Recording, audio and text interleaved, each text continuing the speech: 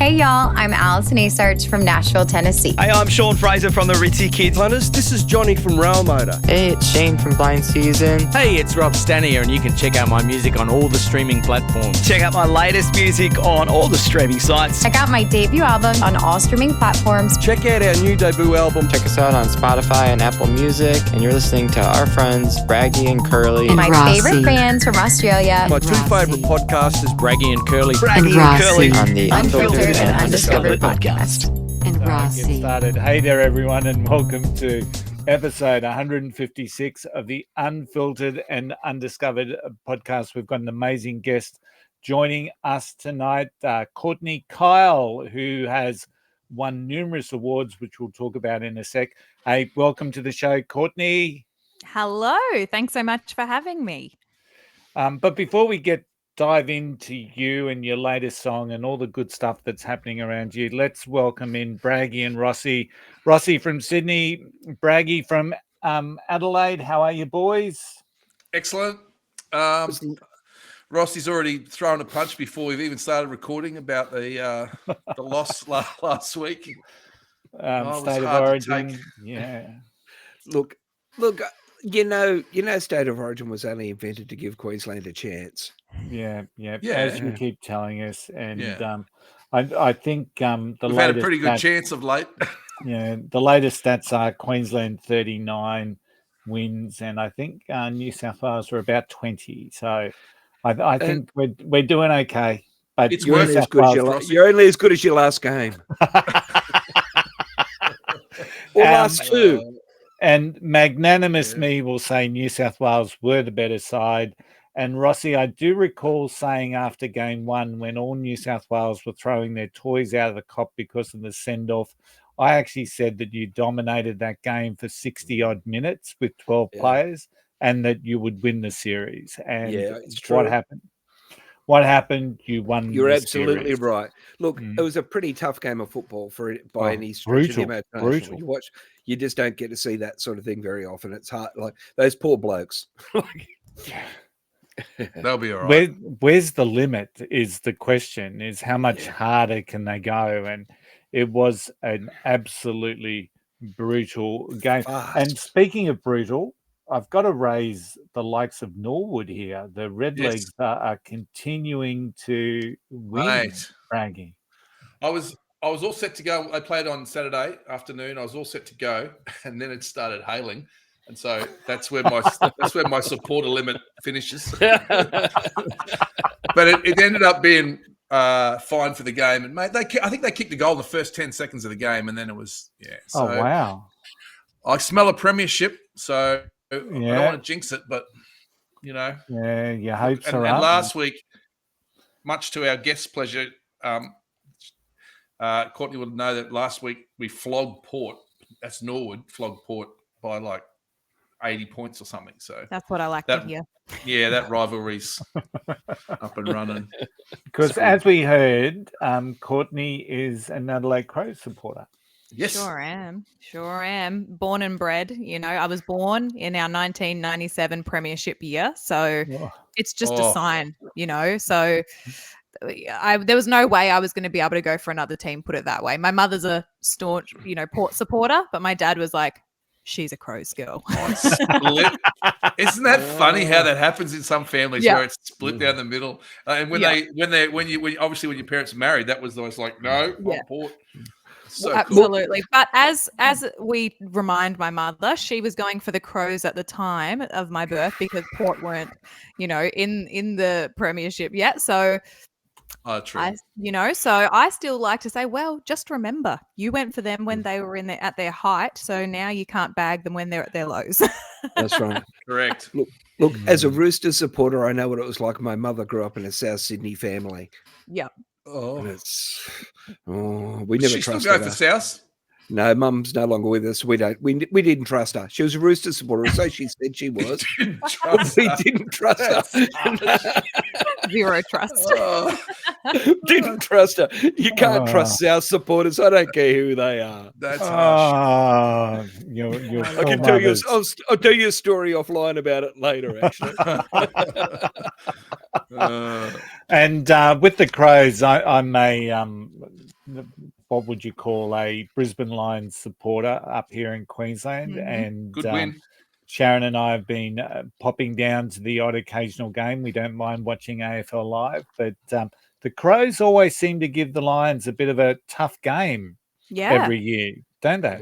Yeah, they do actually, which is interesting. You kind of have those teams that I find the Crows tend to stack up well against, and then there's those teams that seems every time they don't.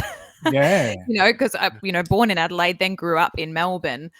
We'd quite often always seem to be having like the Crows versus North Melbourne game, and it's like every North Melbourne game I'd go to, they'd be absolutely thrashed like every time, and I'd be like, why is this happening? But then we have the teams where suddenly it's like, oh, they do pretty well against, you know. I can't explain it. I wish it wasn't as unreliable, but as an aside, there's another side that wears colours that Curly kind of likes that does pretty well at the moment too. So there's another red and white side. Oh yeah, the Dragons. Yeah, the Dragons. No, but the Swans have the same colours as the Dragons. True. True. And the Lions knocked over the Swans on the weekend. So Great game. That was a great game. That was a great game. Courtney, have you ever been to the Adelaide Port game at Adelaide Oval? Oh, I've never been to the showdown and have always wanted to. Have looked at it a few times. Dad and I have been like, oh, we need to jump over for it. I've been to some games in Adelaide, but never the actual, never the showdown, because it's pretty spectacular from what you see on TV, from what you hear. It's a lot of my relatives are all still in Adelaide, so they get out to it and they're like, nothing is quite like that. And I think obviously, we've got so many great teams, but having such that rivalry in South Australia is pretty unique, with sport. It's pretty cool to have that. But no, it's on the bucket list. I've climbed Adelaide Oval, though. I did climb Adelaide Oval. I took my dad for one of his birthday presents. We went and did like the climb. Did the roof climb? Oh, yeah, we did the roof climb. That's cool. That was fun. If we keep this going, it'll be Saturday. We'll have to do around the grounds. Yeah.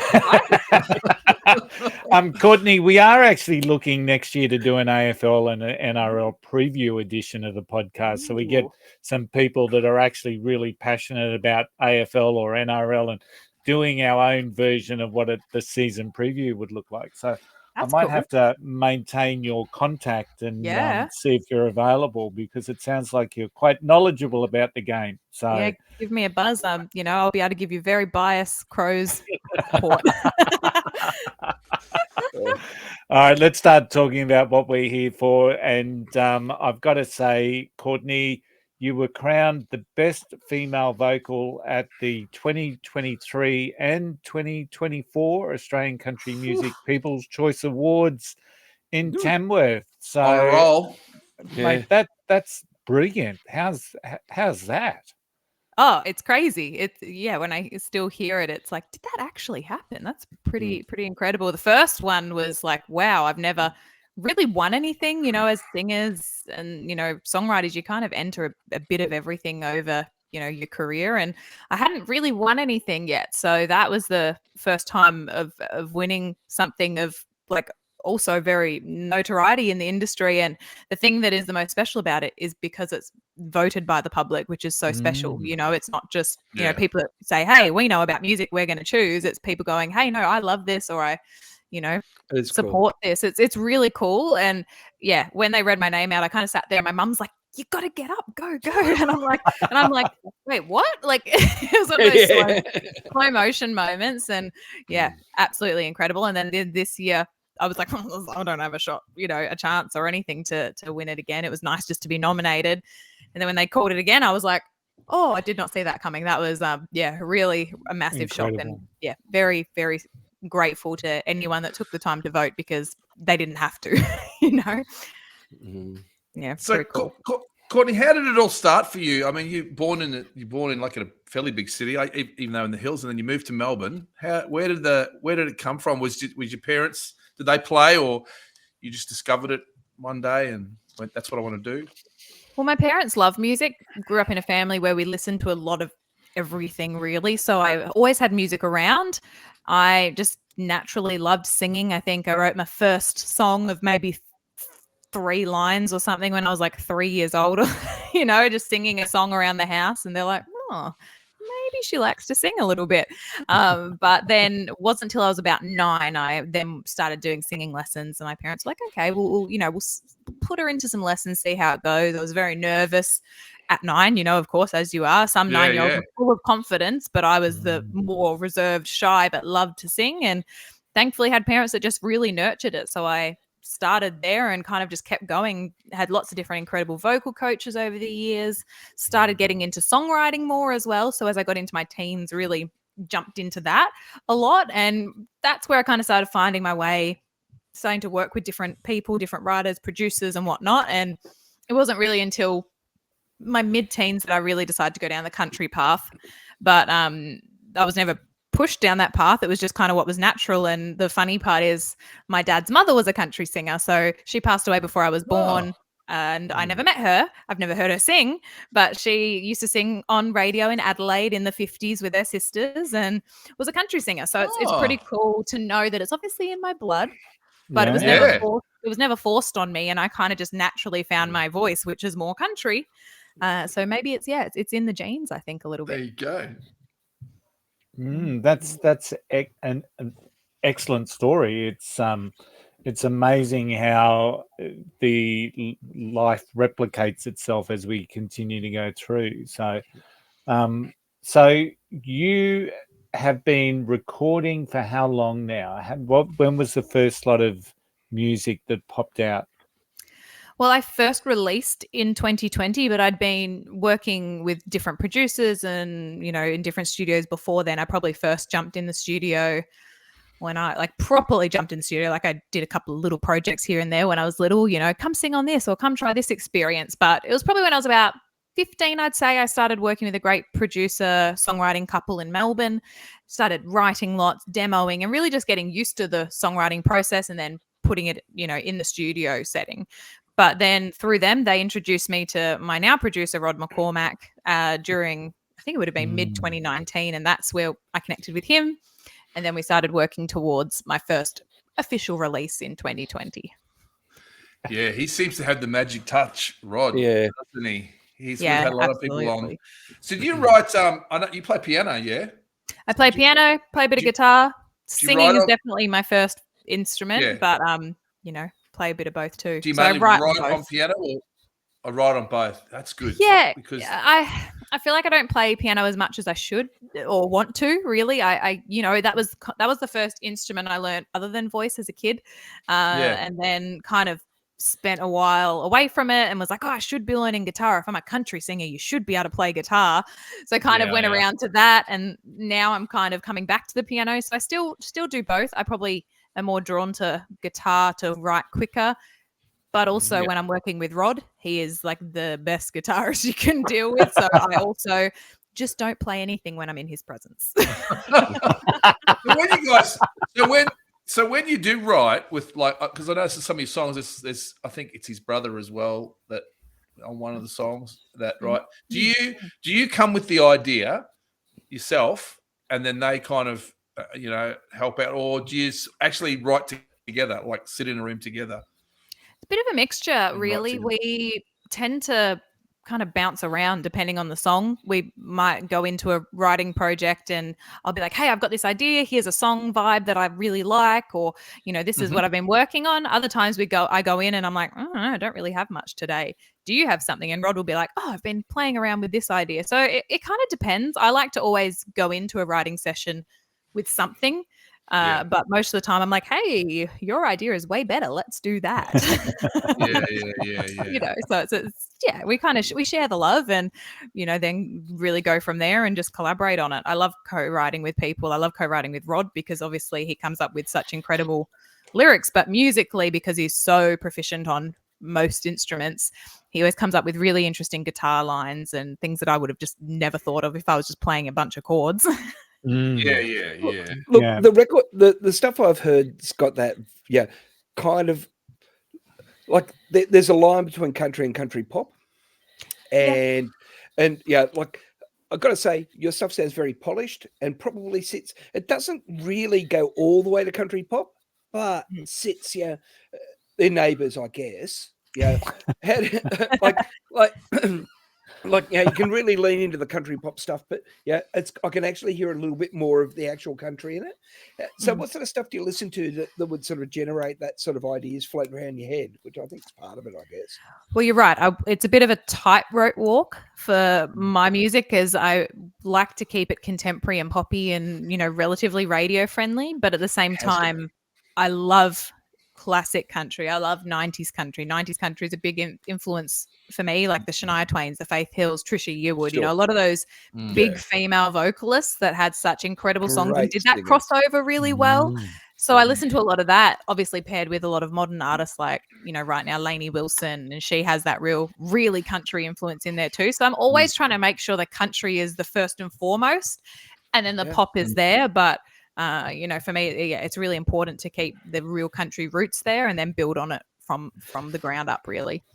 Does a bit of that come from having to play the role of June Carter?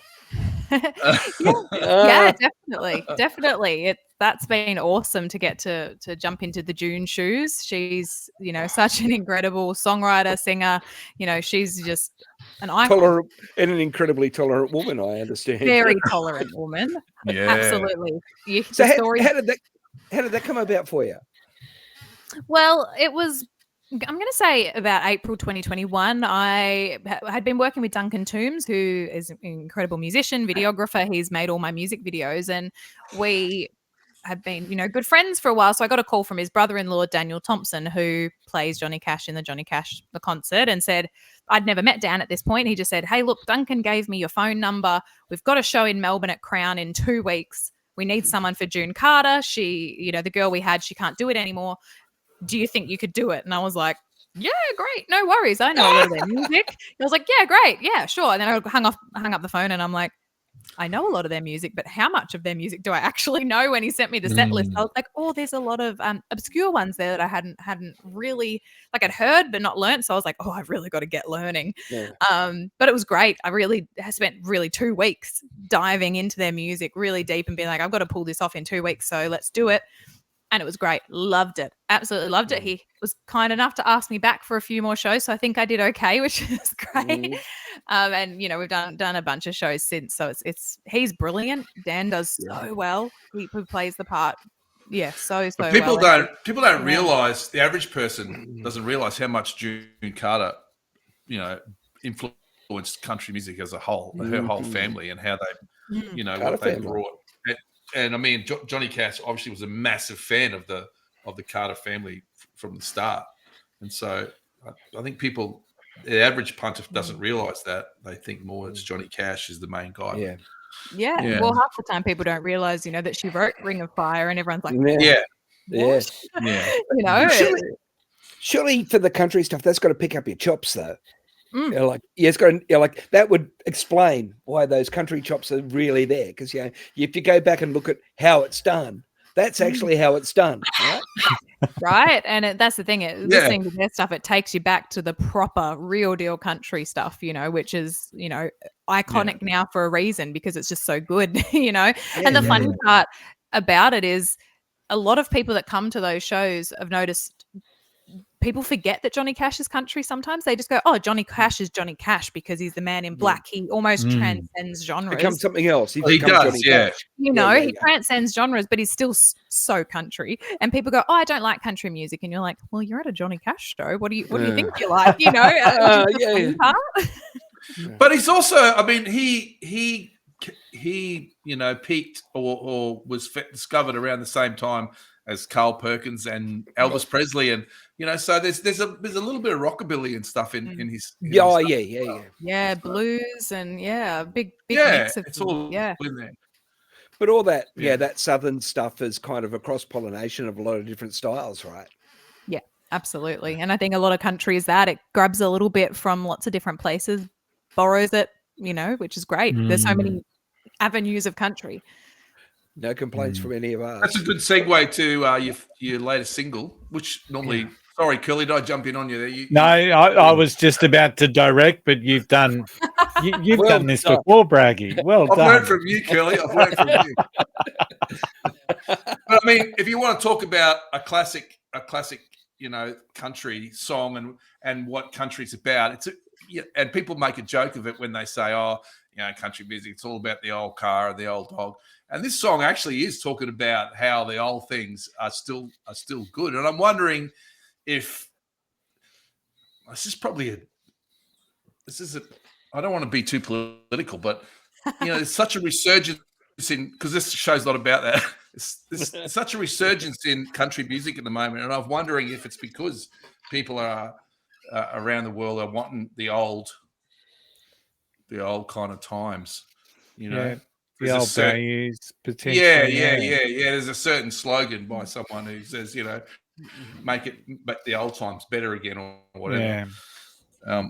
So I'm just wondering if that's. What do you think? You think that's I think so. I think people love getting to love country if they weren't already, or maybe they're coming back to it. I think a lot of it is down to the stories and the realness of it, the openness of it all. It's very storytelling, so I think it's very comforting in a way. So people, maybe if they haven't given country a chance and now trying it and they're like, oh, this is really nice, this is relatable, I've lived this, or I know someone that's lived this. And I think that's one of the cool things about it. And you're probably right, that's why people are either coming back to it or going, oh, I know this story, I've been through this in the past, so it's very comforting to a degree. And I think, there's a lot of the jokes about, the songs about the pickup truck or the someone's girlfriend running off with the dog, stealing his dog, or about your old country shoes or your old guitar.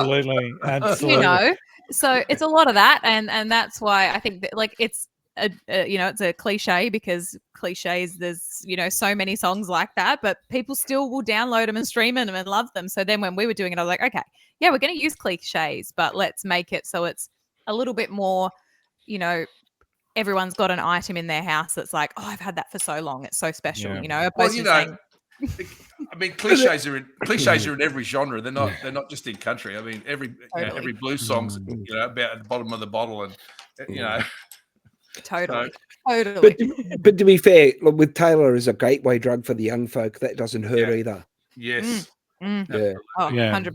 Yeah, she was definitely one of my gateways into country as well. She was my first big concert I ever went to when I was 12 or 13. I went to the Taylor Swift Fearless concert, so she was unreal. She's such a talent, that girl.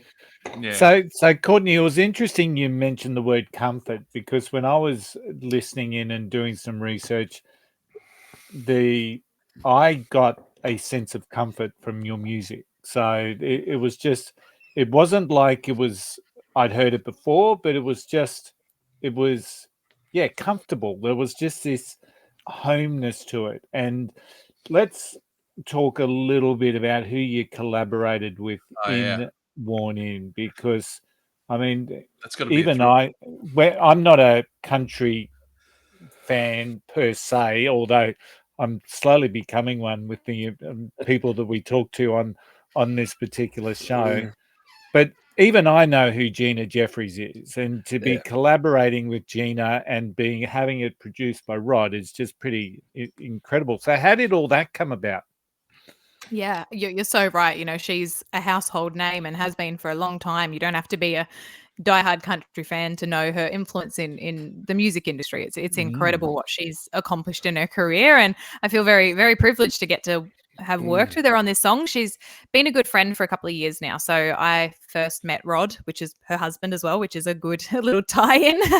Back when I was in Nashville in 2019, connected with Rod and was like, yeah, I'd love to work with you. So we kind of, back and forth for a few months. And then finally at the start of 2020, I came up to Central Coast because I was living in Melbourne at the time, and met with Rod properly to talk about the project, then met Gina at that same time. And we just clicked. It was one of those instant moments where you're like, oh, I feel like I've known you for a long time. And we kind of picked up right away, within a few weeks. She's calling me going, oh, I've had this song idea. What do you think of this? Or, let's do some writing, or, different stuff. Because at that time I was meant to be heading to Nashville with Rod to start one of the first project, really. We were going to pop over, do some writing, do some recording, and then had to cancel that 48 hours because COVID hit, borders shut. Oh, yeah. So, it was one of those moments where you're like, there better be a greater purpose here because I'm really frustrated right now because I just quit my job as well at the time too. So I was like, all eggs were in one basket. But after the dust settled from that all happening, Gina, was reaching out a lot and, just being really lovely and encouraging, like, don't let this, distract you. It's all going to work itself out. And Rod was so supportive as well. And to then have her mentor me. So she's kind of taken me under her wing, teaching me, through my releases, like, hey, this is what could happen. This is what you can do. This is how to focus on your goals and dreams and things you actually want to accomplish. This is how you can try and do it. So that, is invaluable. I wouldn't be where I am now without that, that input.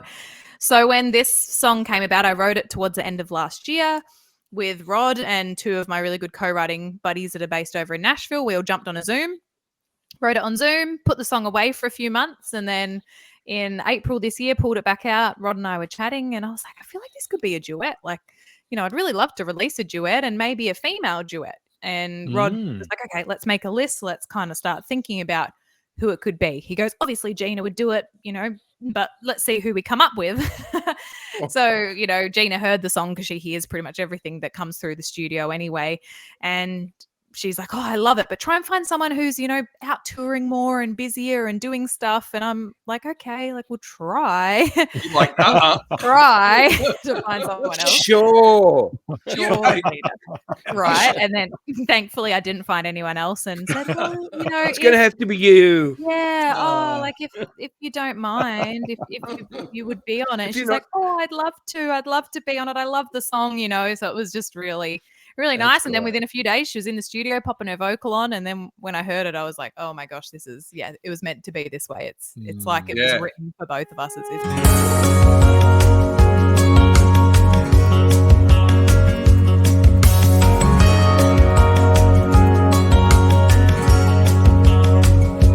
Got some old cowboy boots I've been wearing for years. They might not look like much, but they got me.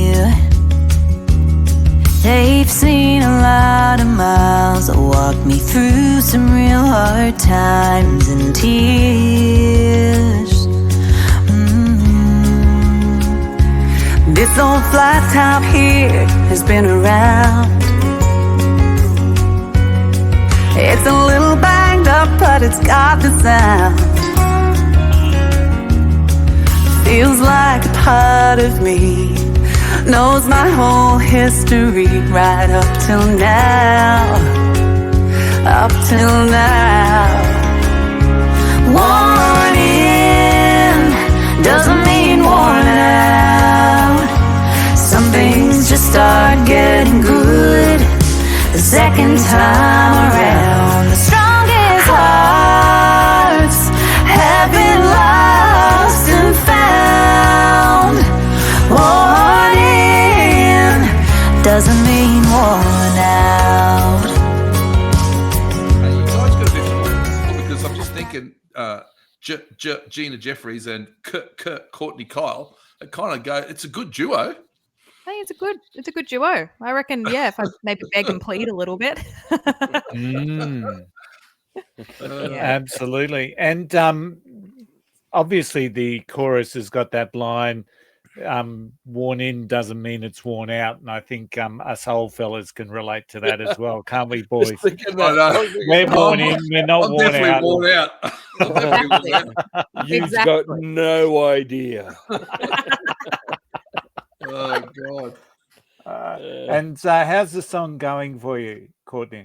Oh, it's been so positive. Obviously, having Gina on it, there's a lot of excitement around that. She hasn't released much in the last few years. She's been focusing on being on breakfast radio here on the Central Coast and doing lots of amazing things with their singing school and things like that. So people have been super excited that there's some new Gina music, which is great because then that obviously benefits me too. But then for me to be able to help, get her some music out without her having to feel the pressure of doing the full campaign herself. She's like, this is great. I get to release music and you do most of the work. So it's been a really good trade, good trade. And people have been so supportive and welcoming of the new music, and it's really special. And I feel like we don't always hear as many female duets, so people have been responding to that really well too. So it's been great. I feel very, very lucky. So it's an indie release, like, or you got a label? Yeah, and that's like we'll segue into we do a bit of talk about this sort of stuff about what's the model, right? What's the model and how's it work? And like,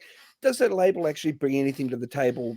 Distribution, maybe if you're selling physical copies, but if you're streaming, what can they add? But as an independent artist doing an independent release, how's your workload?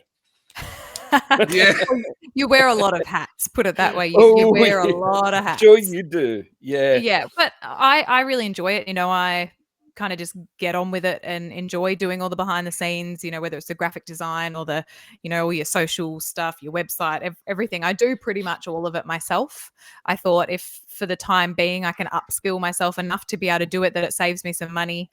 Obviously, at times you got to outsource, you got to do stuff and, put the money to the people that are more professional at certain things. But where I can, I'm like, if I can learn how to do it, I'd love to do that. But, I mix it up. But yeah, the workload's definitely there, but I try to not let it snow me under.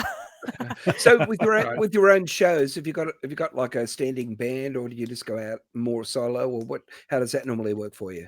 A little bit of both. I enjoy doing acoustic ones because that's nice and straightforward and easy, but then I've kind of got my go-to band as well, especially in country music. There's a lot of people that use the same musicians. So for festivals and things like that, like heading to the Gympie Muster, a lot of the musos that I use, Amber Lawrence uses as well, or Duncan Toombs uses. So it's great. You kind of end up sharing the players a lot.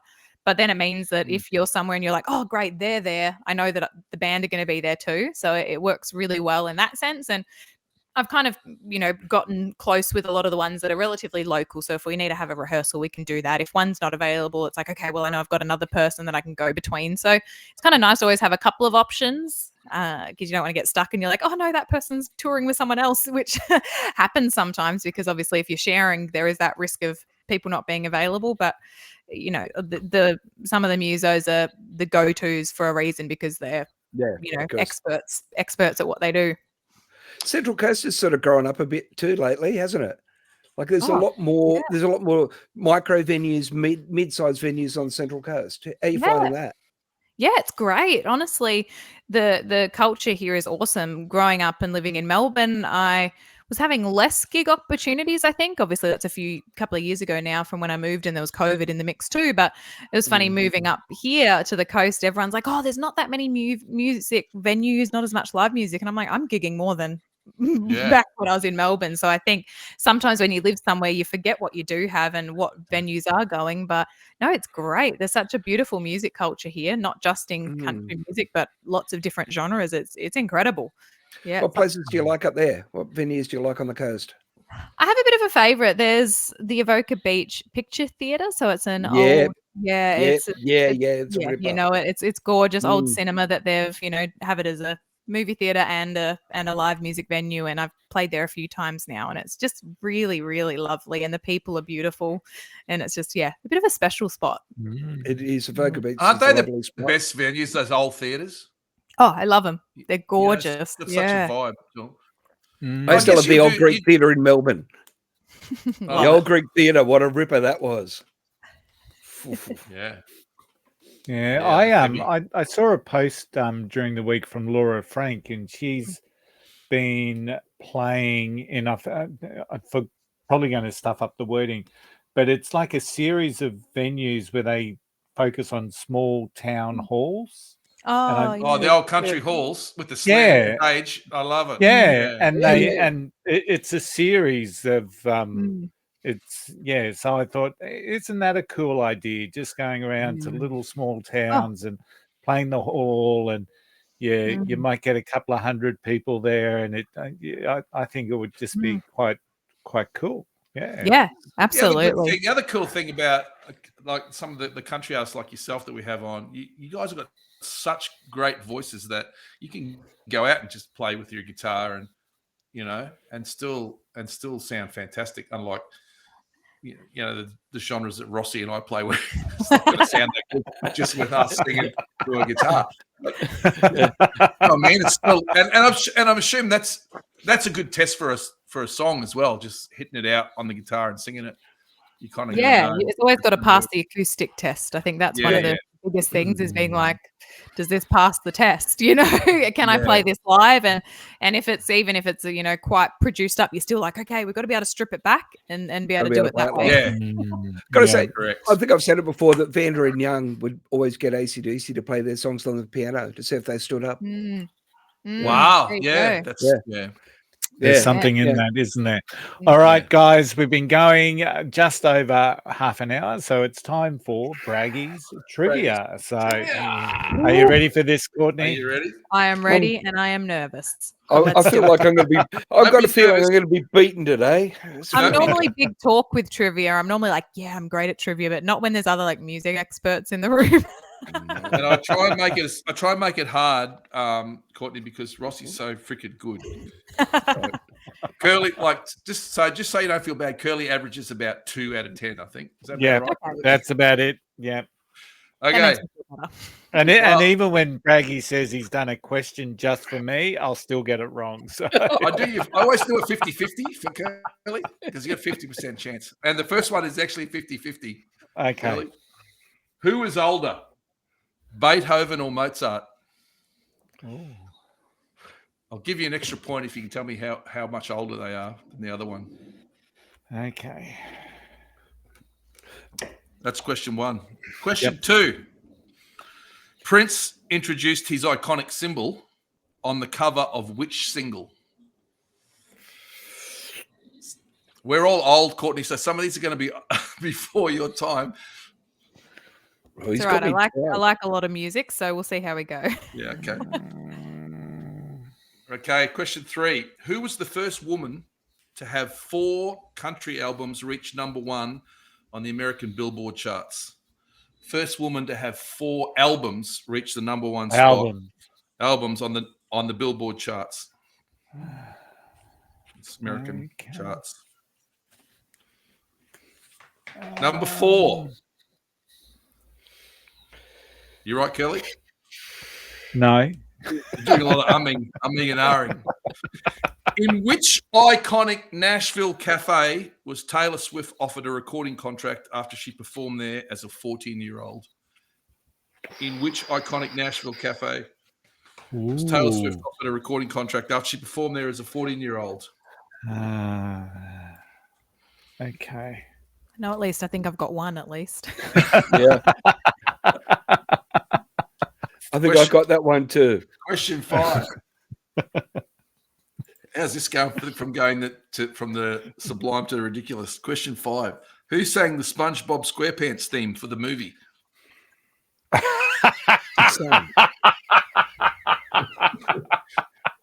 You all know who it is. You might know who it is, but when I say who it is, you'll know them. Oh my God. Question 6. Taylor Swift named her debut country single after which musician?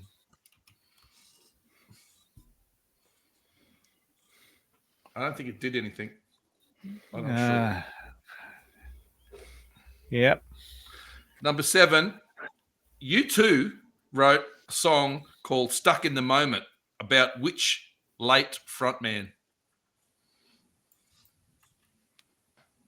U2 wrote a song called, you know that song, Stuck in the Moment? About which late frontman? Yeah. It's probably not Ron Pino, is it? No, I wouldn't think so. Okay. Question 8. Who wrote the song Islands in the Stream? Ooh. Good question, huh? That's a good question, huh? You never really think of who wrote that song. No, it's a Dolly Parton. Yeah. Dolly Parton and what's his name? Kenny Rogers. Kenny Rogers. Classic. Kenny Rogers. I love that song. Okay. Okay. Question 9. Question 9. I love this question. What do Drake, the rapper, Taylor Swift, and the Beatles have in common? Okay. They've all been on The Simpsons. That's your answer to every one of those questions, Kelly. None of them support Donald Trump. I don't know. That'd be true as well. And number 10, who is Sean Carter? Ooh. I somehow think I know this one. Wow, that'd be good. What do you reckon, Courtney? Hard questions, or you got a few? I feel like I'm like 50-50. That's Like, good. maybe. I'm not 100% confident, though. I'm not super confident. I've done very poorly, I think. I'm not sure. Well, no one's ever beaten Rossy, so if someone beats Rossy, I'm just going to flip out. Ooh, I'm nervous. Okay. No. Question 1. Mozart is older by 14 years. Yes. Good start. There was a point when Mozart was in Salzburg and there was a knock on his door, and a young German kid with swept hair came in with a note with like an introduction from his teacher, and that was Beethoven. Oh, wow. Yeah, and he was going to be his student, but then Beethoven's mum died and he had to go back to Germany, to Bonn, wherever he lived. Yeah, go on. I would have thought Mozart died at 35 and Beethoven was 57, wasn't he? Oh, Yeah, we've got a protest. Huh? It doesn't matter when they died. It's who's older. It's when they were born. Oh, okay. That's the question. Yeah, okay. That makes They're sense. not still alive. Right. No. Well, that was my other question. Neither. That was my other answer was neither. All right. Mozart is older than Beethoven. That's correct. You are right. Yeah. By 14 years. Yeah, that's right. That's exactly right. So am I leading Rossy at this moment in time? Yeah, you are. Whoa. Right. Okay, it was. We're going to call it off now. It was the song 1999 when Prince first put the symbol on. Mm. You were 2, Courtney. So I didn't get that one. What a great song too. I thought that one was too obvious, so I went Purple Rain. So. I did Purple Rain as well. So yeah. he was still Prince then. Yeah. Carrie Underwood is the only woman to have four country albums. Yeah, Reached number 1 Billboard charts. It's the Bluebird Cafe, of course, in Nashville. Bluebird. Have you been there, Courtney?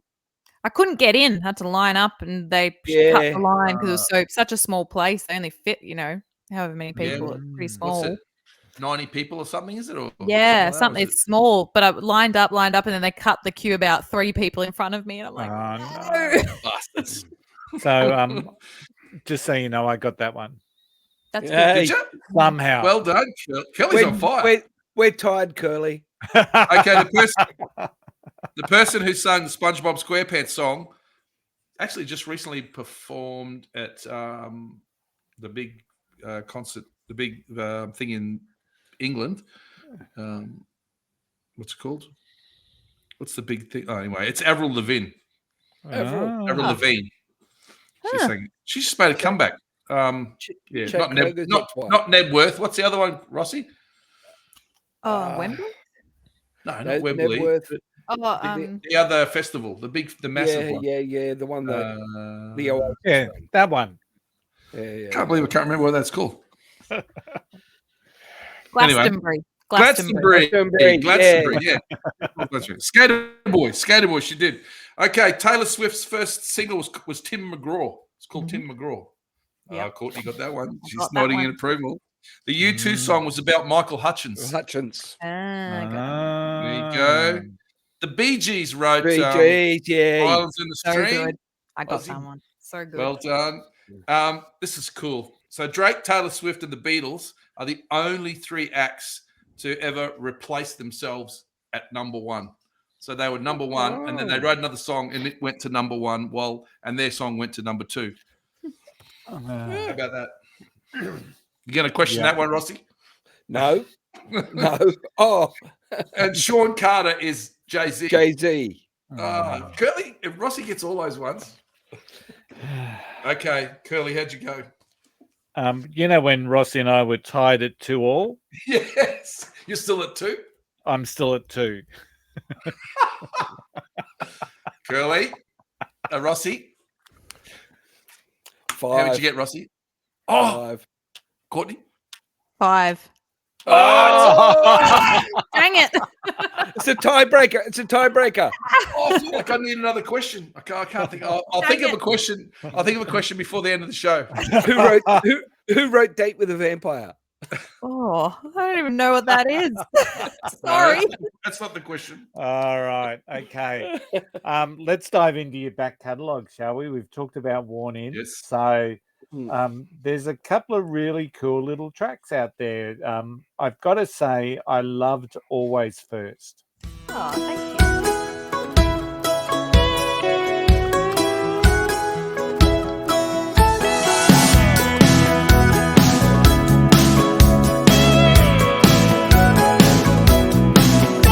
I'm straighter than a level, more solid than a rock. The one that you can count on, truer than a clock. But deep inside of me, there's a battle you can't see. It's pulling me apart. My head is keeping my feet firmly on the ground. I'm the one you call on who never lets you down. But it all comes undone with a new someone. And there goes my heart. It wants to be the first responder, the one that says to be the first to feel the tingles. But my head is telling me, when in doubt, slow it down, work it out. Before the building, the rush, then the hurt. For better or for usually worse, my heart's always first.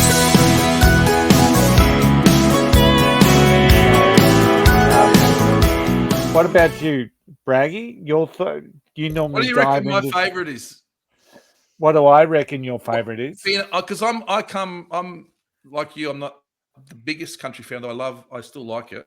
I love it, but I'm more of a rocker. I really like Little Heartbreak, which I think goes back a few years. I reckon that's a really cool song. But you didn't release that as a single, though, did you? Let me think. What do we do? Yeah, wait, that was but a few years ago now. That was a single at the time, but a while back. Yeah, it's just different. Yeah. And I noticed in one of your songs, Just Want to Hold You reference Sheryl Crow. So she must have been an influence for you as well. Yeah, she's awesome. She's just so cool in the way she's been able to kind of weave in and out of genres and just do it. And kind of just does she's does pop her own really. thing. Yeah, Which kind of then borrows from other places, which is awesome, and rocks it out still. Gee, she's great. Great singer. Great singer. Great performer. Yeah. Just in general. Yeah, I really like that song, Little Heartbreak. It's just a bit different. It's a bit more rocky. What the other ones I really liked, just for listeners to go and listen to, is Let's Pretend. That's really, I just love the way you're talking to your mum there, which I can you can relate to as a parent, as a child. My daughter's the same age as you. She was born in 1997, growing up and having a couple of different boyfriends or a couple of different things and going, oh, no, not, you know. So I really related to that. I think that's a good song. Yeah. Oh, thank you. Thank And you. you've had some good streaming success with Hard Place and The One. So what drove those streams on those particular songs? Did you get radio play with those, or? Really, the biggest thing is those ones were added to Spotify editorial playlists. So they're the ones that Spotify added and got lucky that at that time, you know, it's a bit of a dark art getting added to the Spotify editorial playlists. And those ones just happened to get lucky, honestly, because they're totally polar opposite songs.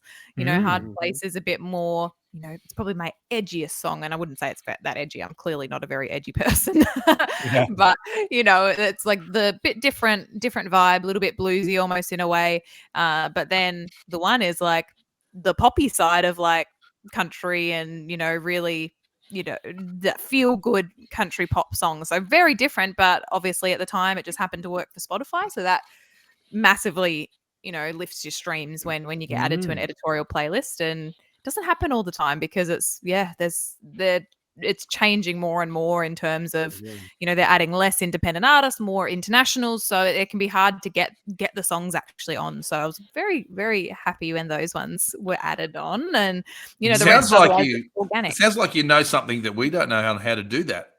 No, it's purely a dark art. Yeah. I wish I knew, because otherwise then every song would be on. But you would have got it paid all 3 figures for that. I know. I think, it may have just broken 3 figures. Oh, it's a heartbreak, isn't it? It's such Yeah. a heartbreak. It's a brave new world. Yep, absolutely. But we'll take the streams. Yeah, We'll take or They're however it impressive comes. numbers, really impressive numbers, because it's hard to get those numbers. Yeah. 100%. Yeah, it's tricky. It's really tricky. So, Rossy, going back to the old days of gold records and platinum records and whatnot, how many would you have to have sold of a single to be a gold record? 15,000. 15,000. 15,000. 100,000 is platinum in Australia. Okay. Okay. So 155,000 streams would equate to 10 15,000. gold records. 10 gold records. There you go. Mm. You'll Yeah. take that. As we used to joke that our next CD is going to go aluminium. Love it. Gotta go tin. All right. Yeah. So, Rail so- motors is already tin wood. yeah. You mentioned you're playing Gympie Muster Yep. coming up. Have you played there before, and what's that like to play?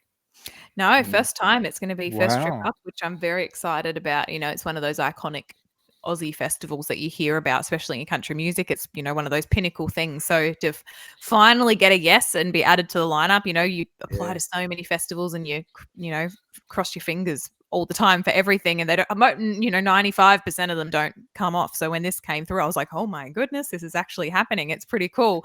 So I'm very excited to get up there, have the band with me and have some fun, enjoy it, really, really embrace it. Don't they say you miss 100% of the shots you don't take?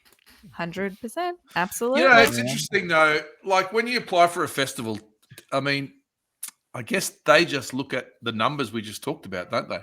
Is that what they do? And that's isn't that? Oh, it's just so. It's not quite right. Yeah, and some of it even comes down to like, if I'm on Gympie, I might not get booked for another one that's in a month's time. So it's kind of all that as well. It's like if you say yes to one, you'll probably get a no from the other. And yeah, it's all those things. Who are you touring with? How are your singles going on radio? How are they going on streaming? I guess they look at so many different things. Who do you have a personal, relationship with the promoter, with whoever's booking it? It's so many things go into it. And it's often someone picks up the phone and says, about- hey mate, why don't you? Yeah, can you book this bit of that. person? Yeah. Yeah, I know. No, it's going to be great. I'm so excited. And when it came through. So In what the other street- festivals have you played, Courtney? I've played a few of the really cool Aussie country ones. Have been great. Obviously Tamworth. I go to Tamworth every year and love that. And then in terms of other ones outside that, I got to go to Savannah in the Round a couple of years ago up in Cairns, or Mareeba. That was awesome. And also did North Queensland's Rockin' Country up at Mackay as well. That was when I got to tour with Gina, which was awesome, and Tanya Kernigan. Wow. So we were doing a girls' night out show. So it was basically kind of pulling us together. It was Gina and Tanya as, the known names at the time. And then myself and Max Jackson, another incredible artist, we got to go with them. And we kind of just weaved, it was kind of a collaborative show in the sense of it's not like you have the opener and you have the main act. We kind of all would do a song each and kind of mix it through. Then we do some songs together. So that worked really cool to sell it into some of the festivals because you kind of got four for one. Yeah. But it was just really fun to do. And so getting to jump onto the festival stages with them was a really great, segue for me to, get my foot in the door, but also get to experience the big stages, through them. Because, as a new artist, I would have never been able to get on the main stage at those festivals, at the time. So it was really, really special. And you would have learned so much from them, no doubt. Yeah. But Tamworth's a really big thing for country performers, right? So being on Central Coast, you've got a pretty good launching pad. A lot of people can't afford to get to Tamworth every year because it's so expensive. You can almost drive overnight, come home, go back. Oh, yeah. Well, some people do that live on the coast. They'll be like, go home and come back tomorrow. Like, I think it's 4 hours really from where I am. And, the first time I went, I flew up to Sydney, then flew to Tamworth, and it was just like such a long trip. And then one year I drove from Melbourne, and that was an even longer trip. So this year when I had a 4-hour drive, I was like, oh my gosh, this is amazing. And last year it was like, this I will not get sick of, having only a 4-hour drive to Tamworth. It's great. Yeah. It's a beautiful part of the world you're in anyway as well. Whether you I got think to it or every not. true Aussie needs to experience Tamworth in some way, shape, or form. So Yeah. And there's that During- red carpet thing as well. Remember, Curly? Oh yeah. Some of our guests, Courtney, have been on the red carpet, and all we Golden ask toes. is that if you get on the red carpet, all we need to hear is say, "Shout out to the boys," right? You don't Okay. have to name us. Okay. You don't have to say who we are or Unfiltered Undiscovered. Just say shout out to the boys. Okay. And Okay. we will know. We will All right. know. All right. Well, January next year, keep the ears peeled. Okay. We will be because we've asked everybody. No one's done it. Well, I'm and- making a mental note. I'm making a mental note. Well, I'll follow your socials, and if you're on Yep. the red carpet, I'll make a nice little comment Yeah, on one of awesome. your posts. Just to remind you. And you're playing Gosford RSL on the 20th of West Gosford. September. Oh, Yeah. sorry, have I got that wrong? And West Gosford. Yeah. West Gosford. Yes. And West. you're pretty excited about that one. So Yeah. from what I can see. So walk me through what's happening with that one. Well, this one's it's a good local gig, firstly, but the cool thing is the Gosford RSL. It's become, they've just done this massive, like proper multi-million-dollar refurbishment of it. It's trying to make it kind of one of the hubs on the coast in terms of the clubs, and there's so many great clubs on the coast, but they've really spent a lot of time and money redoing it. So reached out to them and just kind of pitched in and said, hey, do you want to book some country music? And they're like, yeah, great. They're really supporting getting live music in, and especially country music, because there's obviously a lot on the coast here. So they were like, yep, we'd love to have you book it in. Let's do it. So it's great. I haven't been there since it's reopened, but it's huge. You drive past it and you're like, oh my gosh, this is massive. It's huge. I was in Erina a couple of weeks ago, and I drove past and went, "What? What's Whoa. that?" Yeah, Right? I guess that's yeah. Rossy, I guess that's one good thing about the pokies. Yeah, it is. Well, but that's all they do is they just have to sink it back into infrastructure, and that's why, right? Yeah. Because otherwise, I get taxed. There you go. There you go. There you It's go. all over it. And you're headlining that. Yeah, it's going to be great. I'm very much looking forward to it. Yeah, it's going to be fun. Spectacular. So It's great gig. Good that they're supporting local talent as well. Like it's really Yeah. nice that they're like, yep, let's do it. When you see the local venues get behind the local talent, it's awesome. Can't And wait to see the pics that no doubt will come up on social media, Courtney. Of So course, absolutely. Will we have another album from you, Courtney, or will it just be singles? What's the plan there? Yeah, work in progress. My debut album came out February last year, so it's been a year and a half now, and I've now released 3 singles since, not from the album, so 3 new singles, and it's now at that point where you're like, okay, I probably need to start working out how I'm going to pull it together. Are we going to put all of them on an album? Do we kind of let there be a few singles that float around and then put, move forward from there?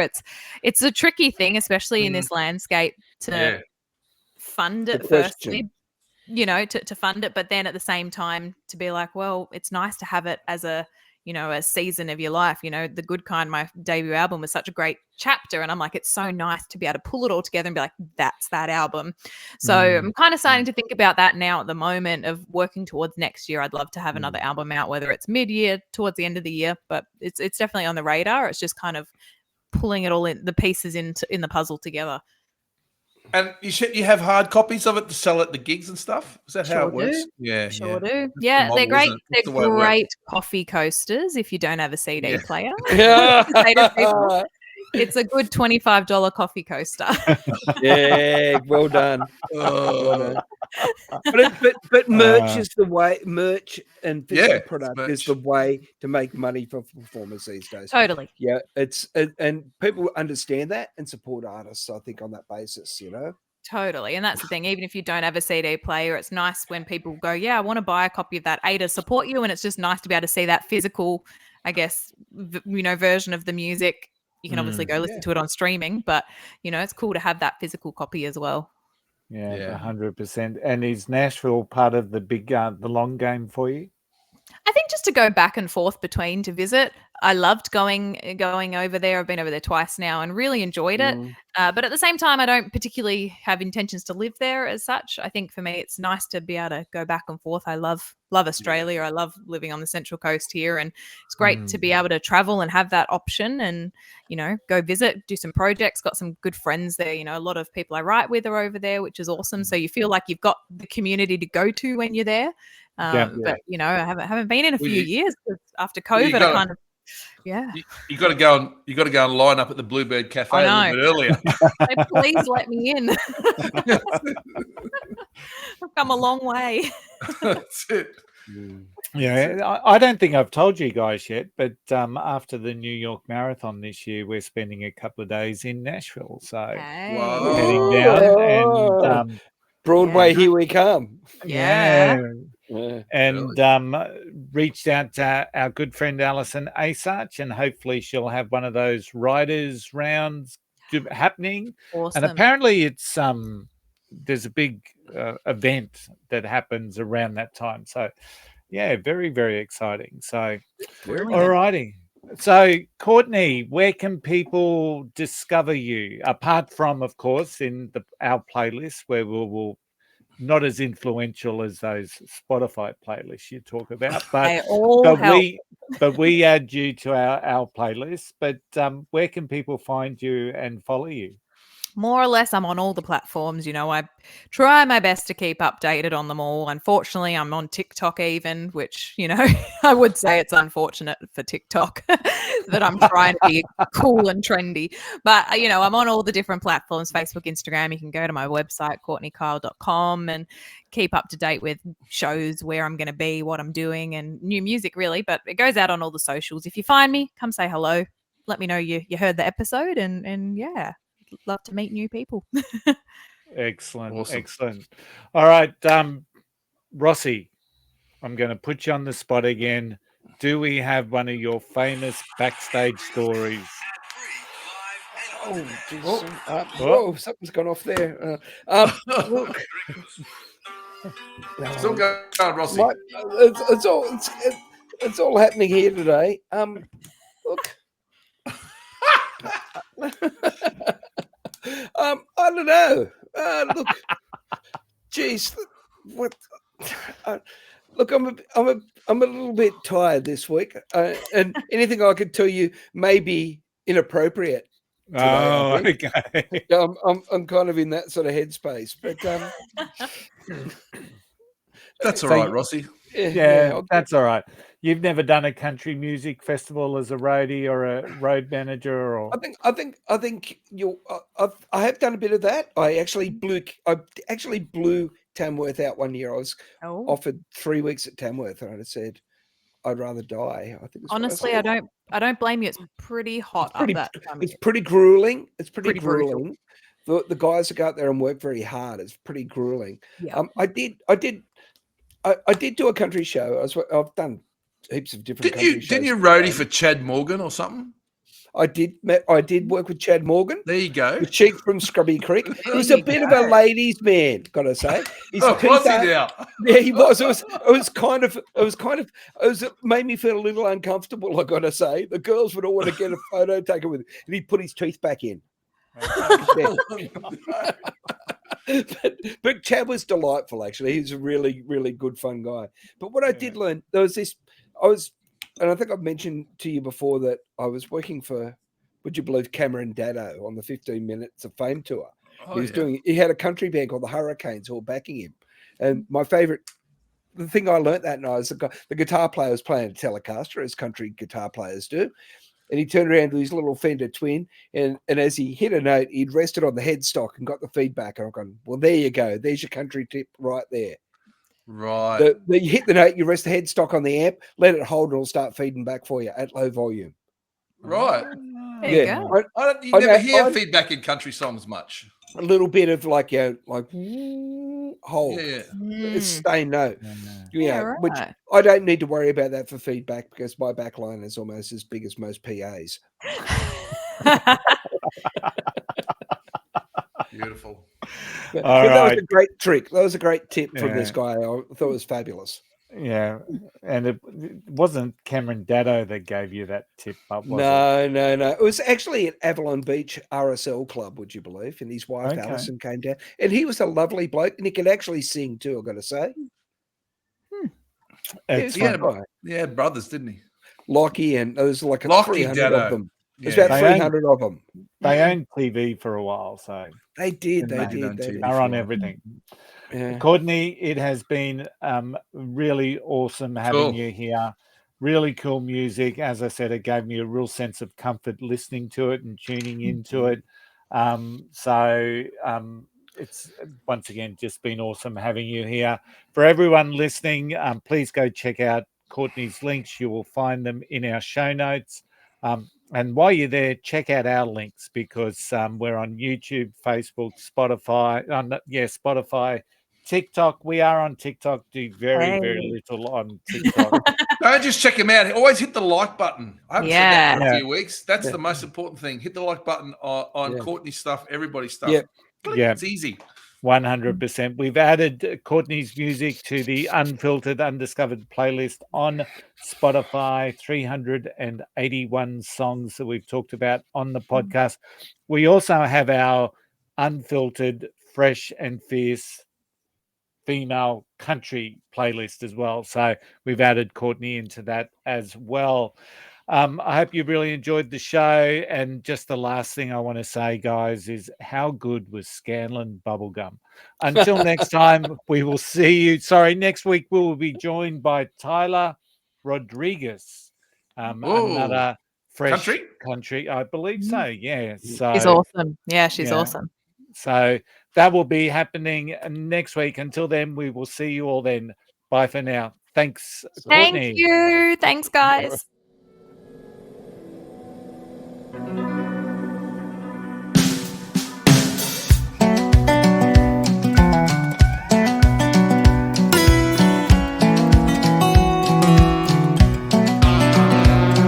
When we get close, it gets complicated. I love and hate it, how I love and hate it.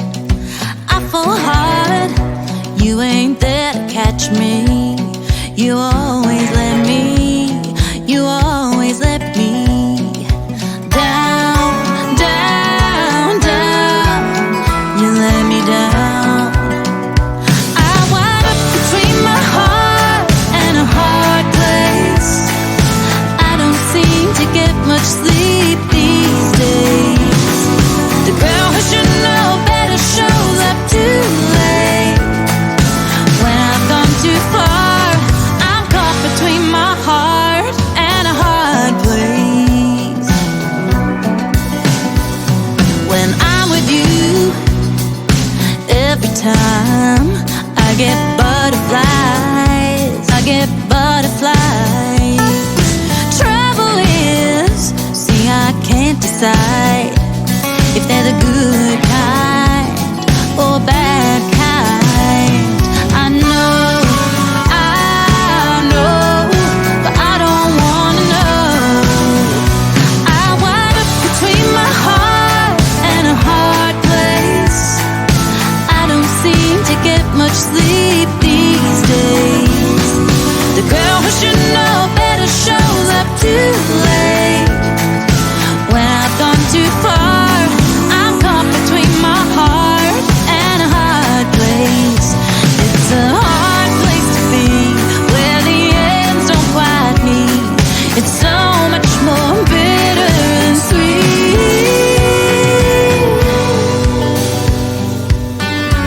Ooh.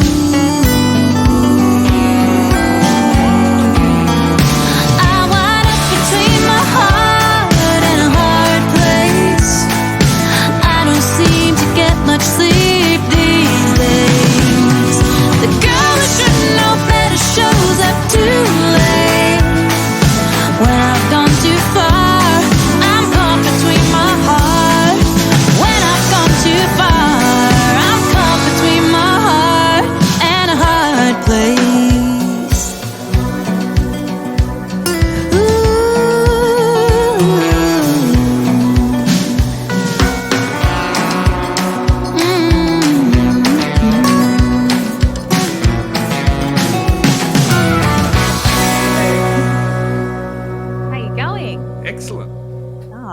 for Thank having you. some time.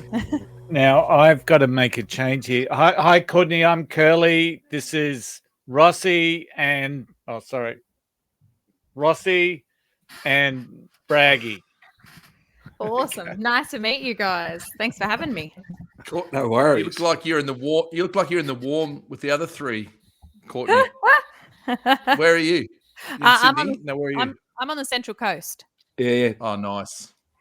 Yeah, where are you guys all? Sydney's a bit cold today.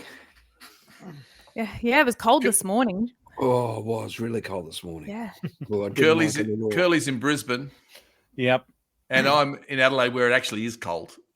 Well, I was born in Adelaide, so I know how cold. Oh, were you? Yep. Yeah. Awesome. Where did you live in Adelaide? Well, I left before I was 1, but I was born in the Adelaide okay. Hills. We lived in Kenton Valley, but all my relatives are from the Barossa Valley and stuff like that. So we go back a lot. Even colder. It's even colder there. Absolutely. All right. So basically, the two musos dissect the music. I just sort of try and equate it to what level of a Sunday session the song is at. So love it. Brilliant. Basically, Connie, we don't know what we're doing. We don't know what we're doing, but Curly just drags us back in because we start rambling. That's the important stuff, you know? Yeah. About halfway through, Braggy does a quick trivia quiz. So if you've got a pen and paper close by, it's a hard quiz. It is. But I've tailored it. There's quite a few country questions. Well, there's only 10 questions, but there's a few country questions. So I'm nervous. That's all right. Yeah. And no it's one all ever beats about, Rossy. Yeah, it's all about me and you teaming up to beat Rossy because Rossy's got. Yeah. I'm usually good at trivia, but I don't know where, Okay. I don't know.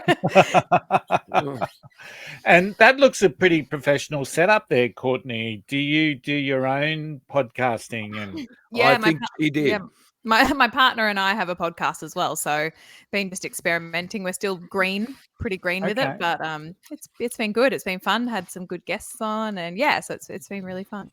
Excellent. Awesome. Excellent. Good to hear. Yeah. All right. So we've been recording now for the last couple of minutes. So just to make sure we iron out any bugs before we get going. So I'm going to start off and then so what we normally do, I introduce the boys. We do a quick intro to you. We talk footy for a bit. So do you enjoy a bit of footy? Which footy are we talking? Because from being a South Australian girl that grew up in Melbourne and now lives in New South Wales. Well, rugby league, obviously. The proper sport, the proper footy, AFL. AFL, go Crows. Hey! I don't go for the Crows, but I like them second tier. Oh, well, don't tell me you go for Port. This is going to be bad. Fuck no, I don't go for Port. Melbourne. Okay, good. No, I don't go for Port. And or Sturt. okay. Yeah, Sturt's definitely not. All right.